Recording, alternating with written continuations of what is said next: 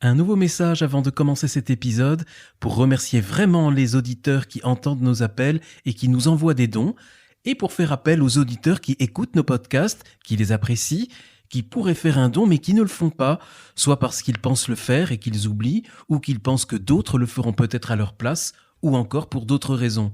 L'habitude de la gratuité des contenus numériques est une mauvaise habitude, elle repose sur une illusion ou une tromperie, car il ne peut y avoir de contenu de qualité gratuit, et il est normal, quand on le peut, de contribuer à un service que l'on reçoit. Nous ne pouvons continuer sans vous, sans vos dons, même s'ils sont d'un montant modeste, parce que nous ne fixerons jamais un prix d'accès et que ceux qui ne peuvent contribuer pourront toujours nous écouter grâce à l'effort de ceux qui le peuvent. Nous avons l'été à traverser, nous continuons de diffuser des podcasts spirituels et positifs, si importants peut-être au moment où nous vivons des temps troublés. Nos témoins répondent aux enjeux actuels, à votre tour, quand vous le pouvez, de nous aider à répondre à nos propres enjeux financiers. Nous comptons sur vous, votre don est défiscalisé, vous pouvez l'effectuer en allant sur tous nos supports où le lien faire un don est facile à trouver. D'avance, un grand merci à vous.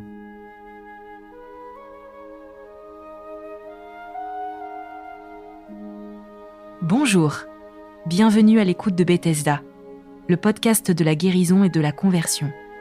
Ici, nos témoins vous racontent comment l'extraordinaire a bouleversé des vies ordinaires et comment le Christ, avec ses saints et les anges du ciel, est tout le temps à l'œuvre dans toutes les circonstances de la vie. Des femmes et des hommes comme chacun d'entre nous qui acceptent de raconter leur histoire en toute sincérité et simplicité. Bethesda, c'est 2 fois par mois un nouvel épisode, un nouveau témoin, un nouvel éclat de la grâce et de l'action de Dieu qui est partout et qui ne demande qu'une chose, que nous entrouvrions notre porte pour être submergés d'amour.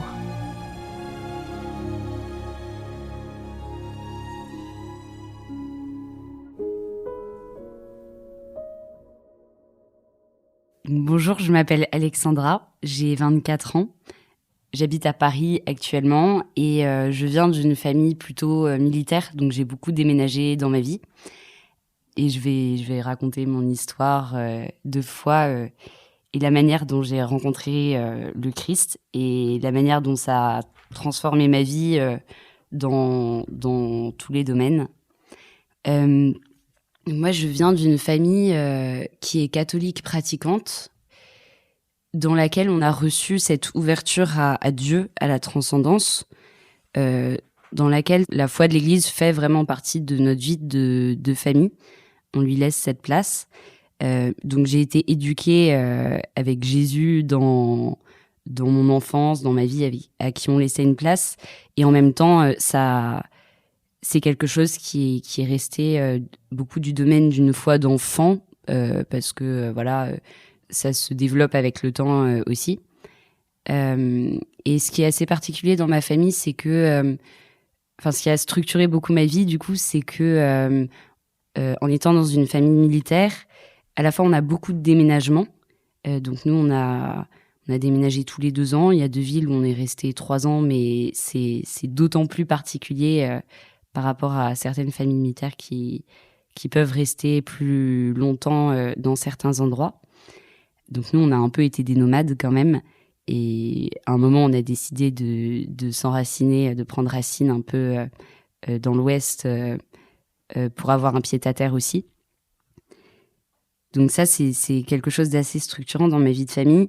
Et ce qui a aussi été assez structurant, c'est les départs en opération extérieure de mon papa, au cours desquels je pense que notre vie de famille était d'autant plus centrée sur la prière, parce que étant enfant, en tout cas moi c'était mon cas, je me disais on faisait notre prière du dimanche soir en famille et à chaque fois on confiait tout le monde, et du coup c'était un peu une manière dans mon cœur d'enfant de me dire on prie pour notre papa qui est loin et d'une certaine manière il est protégé.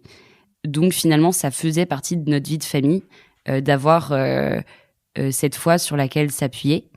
En fait, je pense que j'ai vraiment reçu par ma vie de famille, par l'attention qu'ont portée nos parents à notre éducation religieuse et tournée vers le Christ. je vois vraiment ça comme l'église domestique qui est au service de l'ouverture des cœurs à Dieu. Donc voilà, je remercie le ciel d'avoir reçu ça, en tout cas, par l'intermédiaire de mes parents. Et donc, ce qui a été très marquant pour moi, un peu dans mon parcours, on a beaucoup déménagé et donc chaque année, on arrivait dans une ville, on emménageait dans la ville, donc on rencontrait des gens. Et l'année suivante, on préparait le déménagement, donc on préparait le départ. Et donc voilà, tout en se faisant des amitiés, en essayant de les maintenir, etc. On était toujours aussi avec cette foi qui était très familiale, qui n'était pas forcément partagée à l'extérieur, parce qu'on changeait de monde un peu tout le temps. Et donc, notamment, moi, à la période de l'adolescence, je me suis retrouvée dans des environnements qui étaient pas du tout chrétiens, je me suis retrouvée dans un lycée en Belgique, voilà, donc déjà dans une autre culture, et dans un monde où il y avait beaucoup d'argent autour de nous, et où Dieu n'était pas du tout dans la mentalité de ceux qui m'entouraient. Donc, je me suis beaucoup isolée à ce moment-là. Et voilà, en me disant un peu, je sens qu'il y a beaucoup de choses qui m'entourent, qui vont pas me porter vers vraiment le bien et le bonheur. Donc, un peu avec cette idée, je préfère rester seule que mal accompagnée, quoi. Et à ce moment-là où du coup, je me sentais un peu isolée, j'ai eu la chance de commencer à rencontrer des amis avec qui je partageais plus de valeurs communes, notamment pendant l'été, pendant des camps, cathos, ou pendant des vacances. Et donc, j'ai commencé un peu à structurer ma vision du bonheur en fonction de ça, en fonction des gens avec qui je pouvais plus partager des valeurs communes, avec la foi qui en faisait partie. Et voilà, c'était un peu les premières pierres que je posais de ma vision du bonheur, de ce que pouvait être une vie heureuse. Voilà. Du coup, toujours dans mes années de lycée, à ce moment-là, je suis partie en internat pour les études, parce que ça a facilité mes études. Mais donc, c'était encore un nouveau monde. Et donc, à ce moment-là, j'étais dans cet internat et mes grandes amitiés étaient plutôt à l'extérieur. Donc, je vivais bien, je vivais tranquillement, heureuse, mais tout en sachant que les amitiés sur lesquelles j'investissais beaucoup, qui m'apportaient en tout cas beaucoup, parce que j'en avais aussi à l'intérieur, mais celles qui m'apportaient beaucoup venaient notamment de l'extérieur. Et donc, dans ces années-là, en fait, 2 de mes amis de différents groupes sont décédés l'un à la suite de l'autre, dans des circonstances assez brutales, assez violentes. Et donc, pour moi, ça a été un choc à la fois de perdre un ami, puis une autre amie. Et à la fois, c'était un choc sur la perte de ces amitiés, sur ma vision de la vie, le fait d'être confrontée à la mort de ceux qui étaient importants pour moi. Donc, le fait de faire face à ce mystère qu'est la mort aussi, et de se dire... Enfin voilà, toutes les questions qui en découlent, de faire face finalement à qu'est-ce qui est important dans ma vie, etc. Quelles sont les relations qui sont importantes, voilà, est-ce que... Enfin, il y a plein de questions qui peuvent se poser. Mais donc là, ça a été une période assez sombre, en fait, où je me suis beaucoup repliée sur moi. J'étais du coup un peu coupée de mes relations familiales, même si je suis revenue en famille et qu'on m'a beaucoup... accompagnée au niveau de ma famille, etc. Mais il y a quand même plusieurs dimensions dans lesquelles j'étais un peu coupée de mes relations familiales. Donc voilà, j'avais 16-17 ans à ce moment-là. Donc j'étais quand même toute jeune. Et mine de rien, c'est un âge où tout paraît assez insouciant. On se projette sur les grands désirs de la vie, etc. Et en fait, moi, j'ai été envahie d'une tristesse immense à plein de niveaux, avec des grandes questions sur pourquoi eux sont morts, pourquoi pas moi, alors que eux pourraient, ils seraient si bons qu'ils ne soient pas morts, qu'ils soient toujours vivants, avec plein de questions sur la vie qui peut s'arrêter si brutalement, justement, qui est finalement très fragile. Et je pense à cet âge-là où on n'en a pas forcément conscience. Voilà, avec un peu aussi une vision de la vie qui se construit et moi notamment ma vision du bonheur que je voulais avoir, en fait, qui s'écroulait au-delà des amitiés qui s'envolaient. C'était aussi ma vision d'un bonheur où j'avais recherché à construire un peu des relations, investir sur ces relations-là, et où finalement c'est comme si l'image que j'ai un peu, c'est comme si une bombe avait éclaté au milieu de mon petit chantier que j'essayais de construire et que tout était un champ de ruines. Donc intérieurement, j'étais assez mal en point. Et malgré tout, j'essayais quand même de faire bonne figure autour de moi pour à l'école ou ailleurs. En fait, je pense que je me sentais terriblement faible et que d'une certaine manière, cette faiblesse, je voulais la cacher parce que j'en avais un peu honte aussi et parce qu'en fait, elle était beaucoup trop grosse, cette faiblesse, pour que, selon moi, on puisse en venir à bout. Donc, je me souviens de toute une période comme ça où j'étais vraiment envahie par beaucoup de pensées sur la mort, par des cauchemars. Je m'alimentais assez mal, avec des hauts et des bas. Et je me souviens vraiment avec le recul, parfois ça me fait sourire, mais parce que vraiment je me dis j'étais comme un petit animal fragile qui cherche à se cacher. Mais voilà, je me souviens de moments où j'essayais un peu de me cacher dans des couloirs ou pour pas être vue, pour pas qu'on me voie seule ou pour pas qu'on me voie triste ou des choses comme ça. Et donc j'avais des stratégies, voilà. Et donc un peu au cœur de cette période assez ténébreuse, donc je suis rentrée, j'ai fait quelques séjours où justement je suis rentrée là où habitait ma famille pour me reposer parce qu'à l'école j'avais trop de mal à reprendre, à vraiment suivre les cours et je passais beaucoup de temps à l'infirmerie, donc en fait je suis rentrée quelques séjours pour reprendre un peu de poil de la bête. Et en fait, il s'est passé plusieurs choses pendant cette période. Il s'est passé plusieurs épisodes où j'ai senti que Dieu venait à moi et que Dieu m'accompagnait dans mon chemin pour me donner un peu une ration de combat pour continuer à avancer et persévérer. Le premier épisode qui m'a beaucoup marqué, c'était un soir où je rentrais chez mes grands-parents, comme je rentrais le week-end après l'internat. Et en fait, j'étais triste, j'étais fatiguée, tout était un peu sans sens. Je savais pas trop quoi faire, j'avais pas trop de personnes à qui parler. Et donc, en rentrant chez moi, je suis passée devant une église et je me suis dit, je vais me poser un peu, ça va me permettre de souffler. Voilà, j'ai franchi le pas d'une église.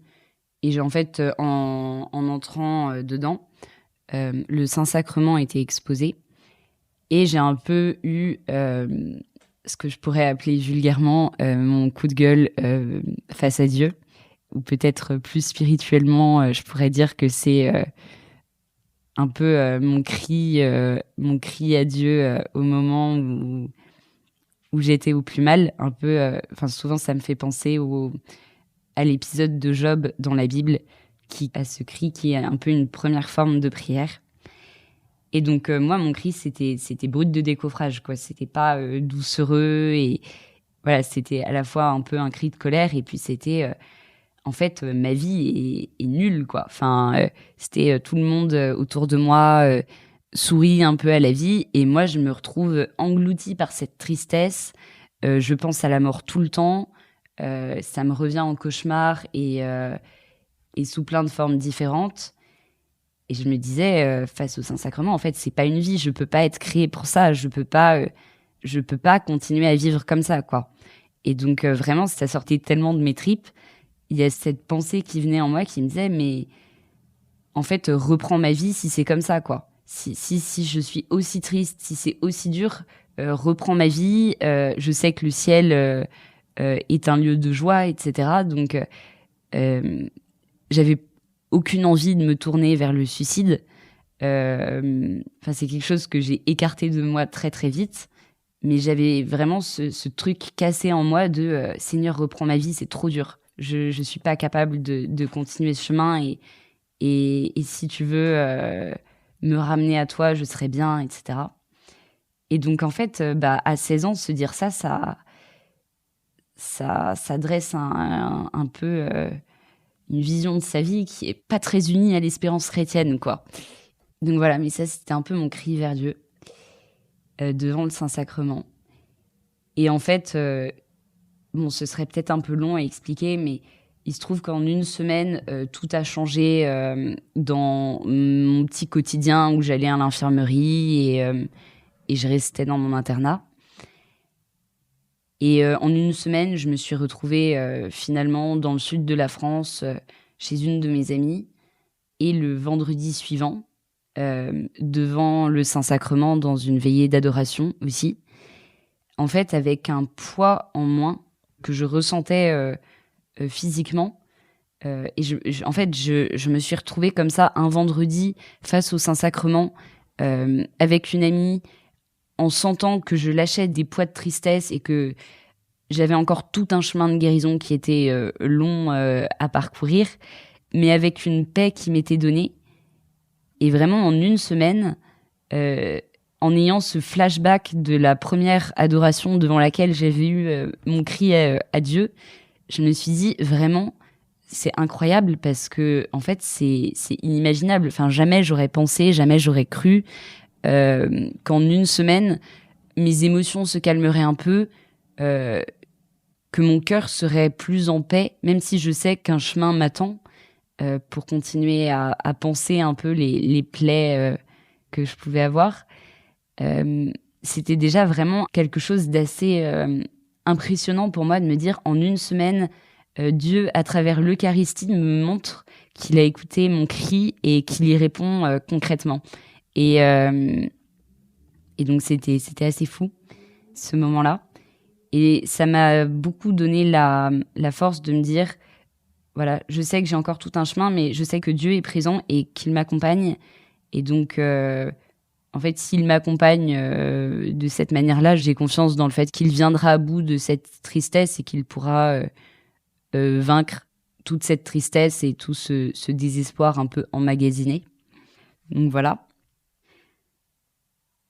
Une deuxième chose qui a été assez marquante après dans ce parcours, c'est donc voilà, je m'accrochais un peu, je m'accrochais à Dieu, je m'accrochais aussi en fait à mes proches en me disant voilà, je peux continuer à avoir des pensées noires qui me tournent en tête, mais je choisis de vivre entre guillemets, de choisir la vie et de persévérer dans le petit combat que ça peut être parce que ma psychologie est blessée et que mon regard sur la vie est blessé, etc. Mais je choisis ça parce que ma famille, mes frères et sœurs, mes parents, mes amis, etc. me donnent l'envie un peu de me battre pour eux et de pas me laisser aller et de pas être une morte vivante, quoi. Et voilà, donc il y a eu un peu une période comme ça où je sentais que j'étais éprouvée sur ces dynamiques-là, mais que je un peu en essayant de prier comme je pouvais, etc. Il y avait un peu ces dynamiques-là auxquelles j'essayais de m'accrocher. Et ce qui a été assez marquant, en fait, à ce moment-là, ça a été la prière des autres pour moi, notamment un moment où on a accueilli dans notre famille une dame qui était de passage pour un travail d'église et qui à un moment a prié pour moi, qui a eu des paroles pour moi très fortes et au moment où justement elle a prié pour moi, en fait j'ai senti une joie immense envahir mon cœur et j'ai senti que je lâchais des boulets de tristesse, de deuil, de blessures, etc. Et j'ai senti vraiment physiquement que je lâchais des poids, quoi. Et en fait, c'est un peu ce que j'ai tendance à voir comme un peu ma résurrection, enfin ma petite résurrection avec Jésus. Parce que c'était vraiment une prière avec la personne de Jésus qui était rendue présente dans cette prière. Et en fait, là où pour moi c'était un peu un miracle, c'est que voilà, c'était pas juste une phase un peu de tristesse après un deuil, c'était vraiment plusieurs mois. Je crois même que ça faisait peut-être 1 an et quelques, où même en m'efforçant de prier, de choisir un peu avoir le positif, etc., c'était quand même une longue période éprouvante et pendant laquelle voilà, je continuais à avoir des cauchemars. Parfois, il fallait que je prenne des médicaments pour dormir. Donc, je pense que c'était quand même de l'ordre un peu d'une maladie psychologique, psychique, d'une forme de dépression, dans laquelle ni moi, avec tous mes efforts, ni ma famille, ni mes amis, ni personne d'humain, entre guillemets, n'arrivait à me donner les clés pour sortir. Et là, en moins de quelques secondes, vraiment, de manière vraiment instantanée, en fait, j'ai senti une grande libération de tout ce qui était emmagasiné dans mon cœur un peu blessé. Et surtout, j'ai senti que non seulement j'étais libérée de tous ces poids, mais en plus de ça, j'étais une pile électrique de joie. Donc j'étais je passais vraiment de la mort à la vie, quoi. Je changeais de visage. Enfin, je sais pas si j'ai changé de visage, mais vraiment quelque chose de l'ordre de un peu d'une transfiguration, quoi. Enfin, je sais pas si c'est aller jusque là, mais j'ai senti une libération, une résurrection, tout ça. Les mots manquent. Et à partir de là, en fait, ça a renouvelé ma vie parce que ça m'a redonné du goût, ça m'a redonné un élan, ça m'a redonné une envie de vivre, pas seulement parce que c'était un combat un peu pour les autres, mais parce que je sentais que la vie était bonne, était belle, malgré les drames qui peuvent y arriver.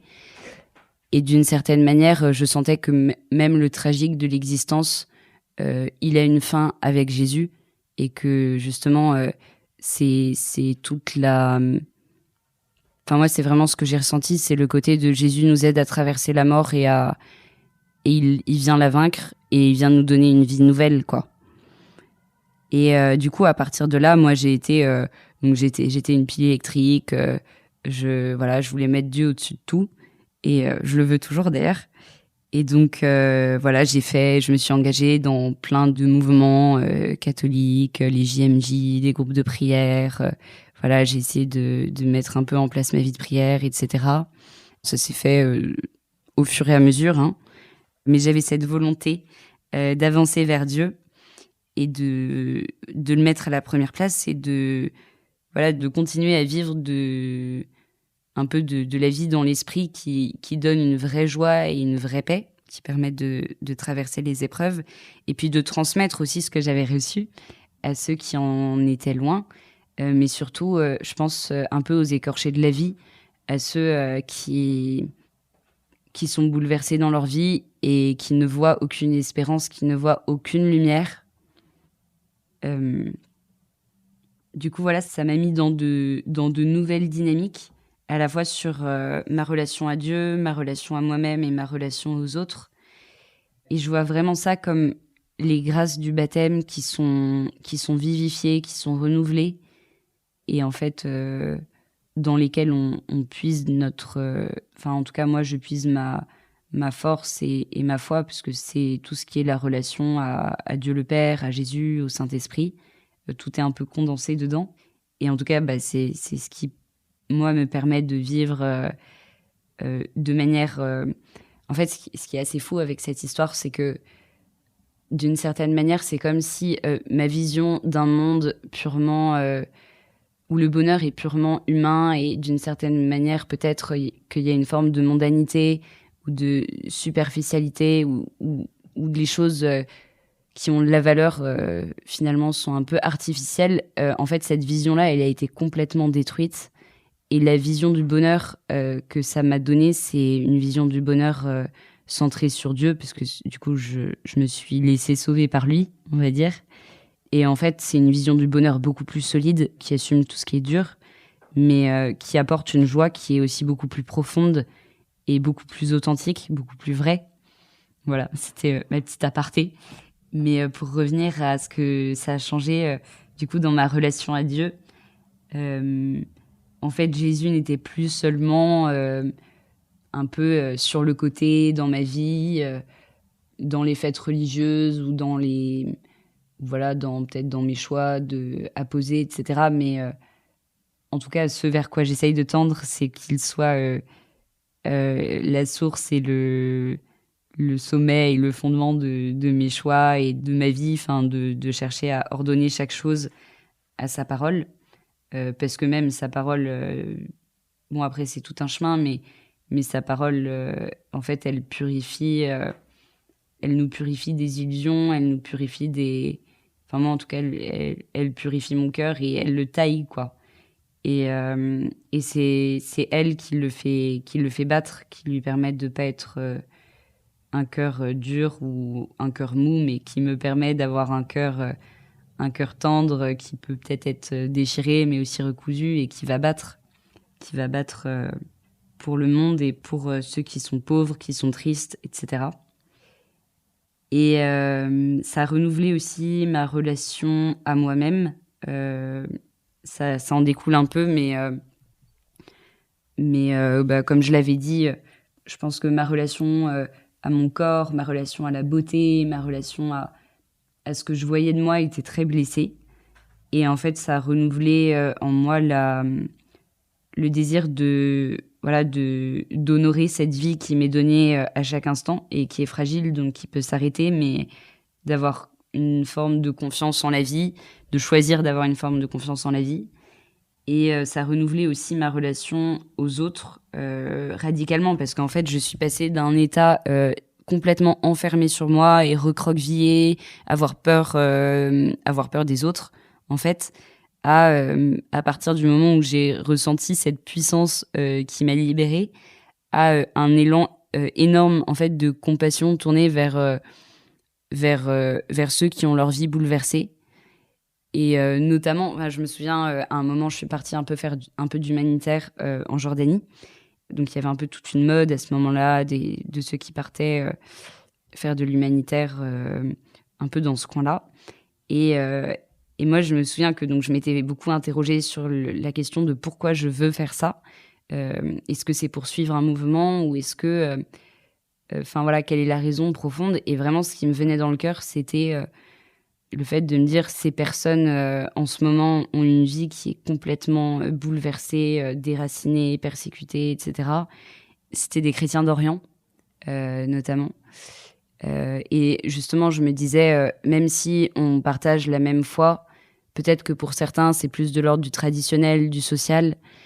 En tout cas, je me disais que mon désir de partir, c'était vraiment pour pouvoir être un peu une petite graine, un petit grain de sable qui peut témoigner justement du fait que Dieu nous accompagne dans ces bouleversements et qu'il ne nous abandonne pas et qu'il nous rend la vie malgré toutes les catastrophes qui peuvent arriver.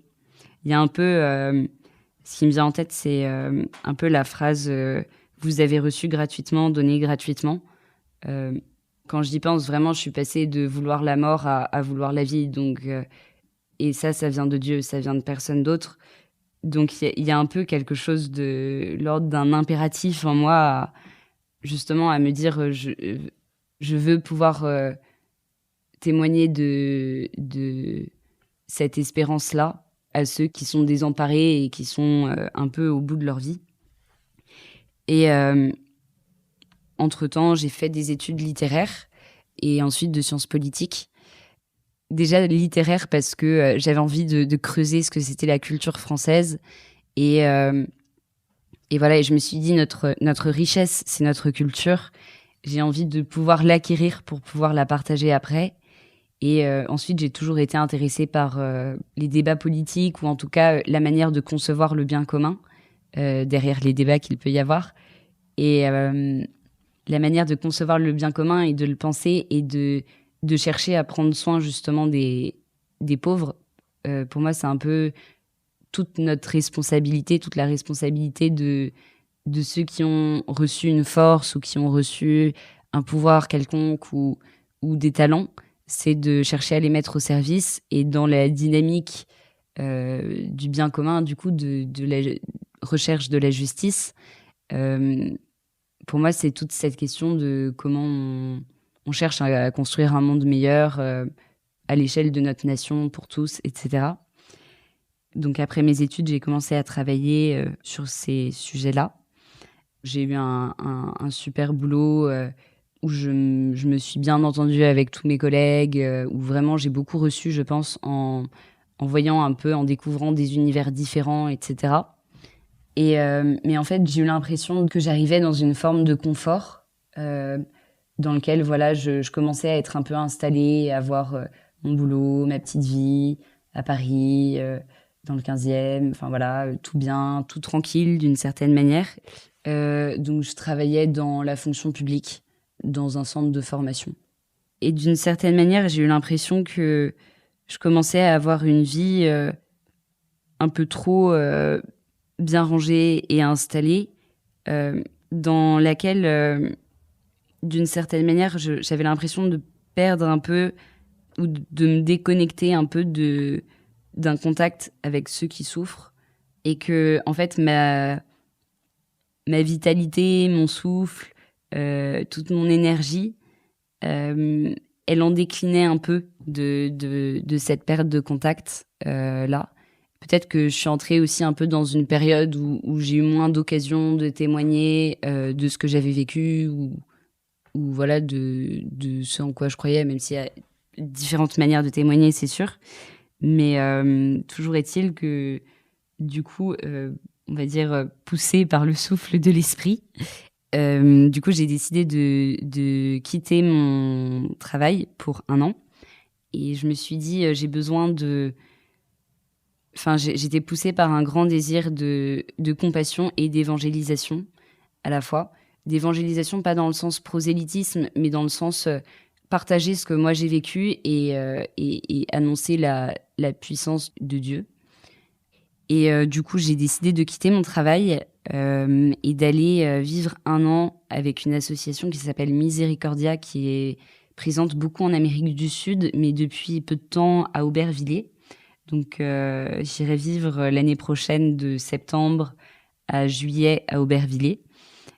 Et donc, c'est une association qui est ou qui va devenir très rapidement une œuvre d'église et dans laquelle, justement, moi, je vais m'inscrire un peu avec cette recherche de rencontrer, déjà de rencontrer les gens qui y vivent, etc. Un peu d'interroger ma vision politique, ma vision du bien commun et de la justice.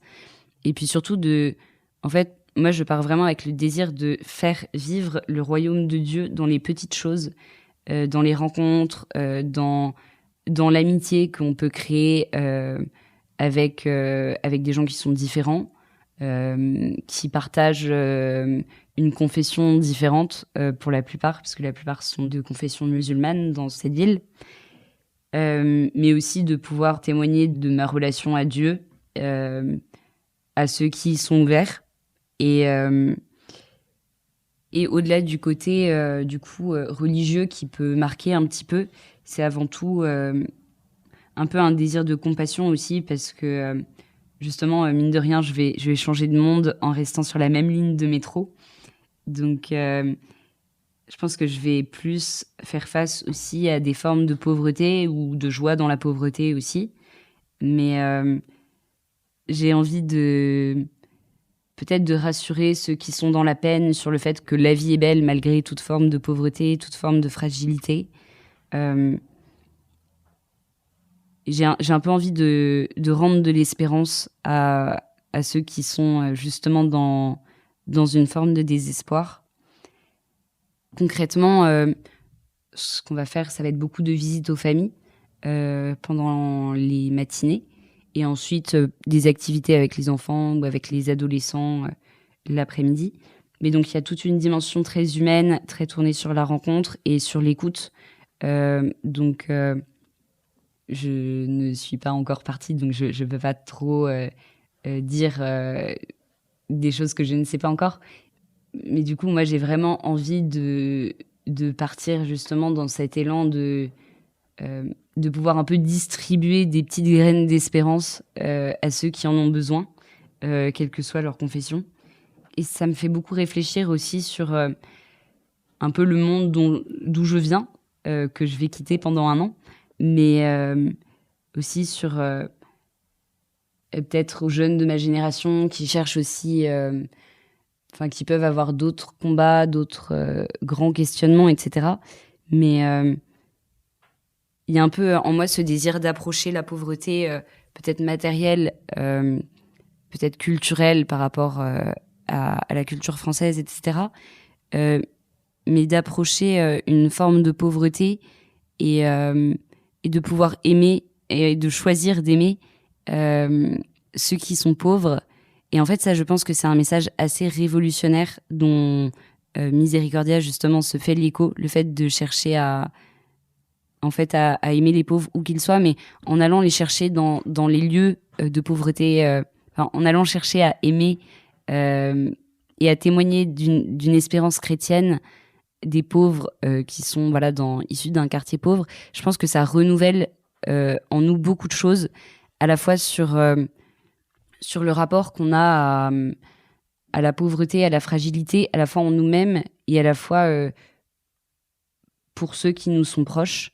Je pense que c'est à la fois une révolution assez personnelle, du coup, de choisir d'aimer les autres avec leur pauvreté, et à la fois, justement, une révolution peut-être qui pourrait inspirer nos politiques sur le fait de choisir de construire un peu un monde où on choisit d'aimer les pauvres concrètement dans les actes qu'on fait, et on choisit de créer un monde de la deuxième chance, un monde de la réconciliation, du pardon, pour éviter des guerres entre clans, entre communautés différentes, que ce soit religieuses, ethniques, sociales ou autres.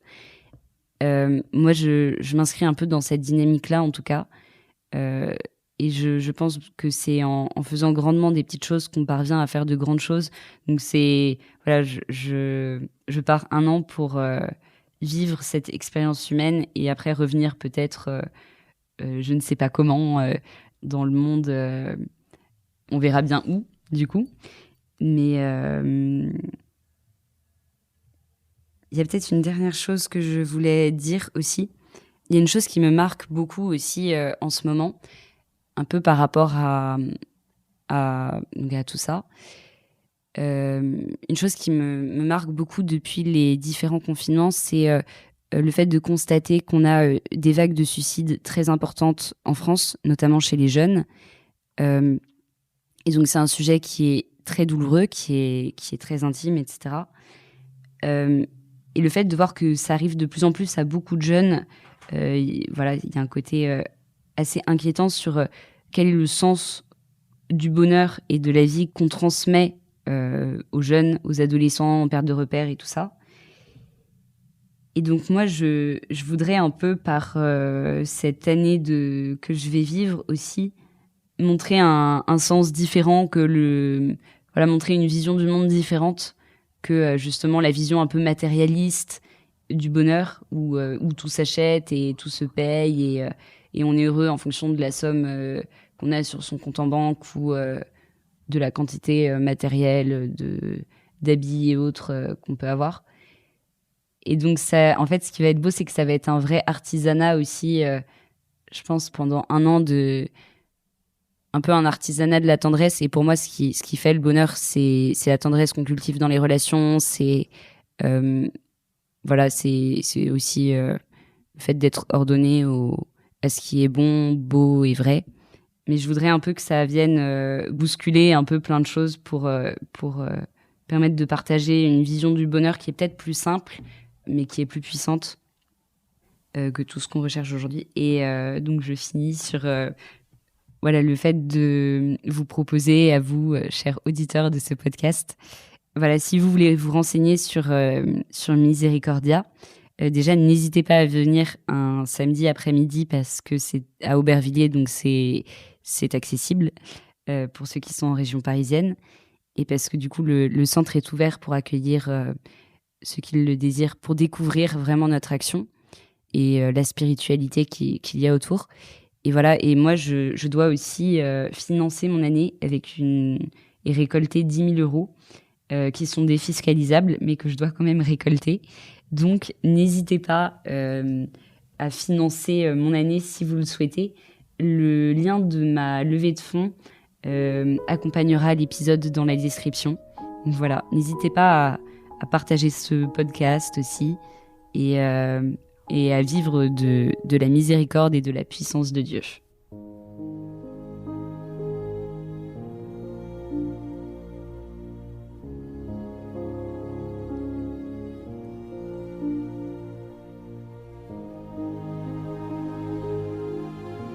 Nous vous donnons rendez-vous pour un prochain épisode dans 2 semaines.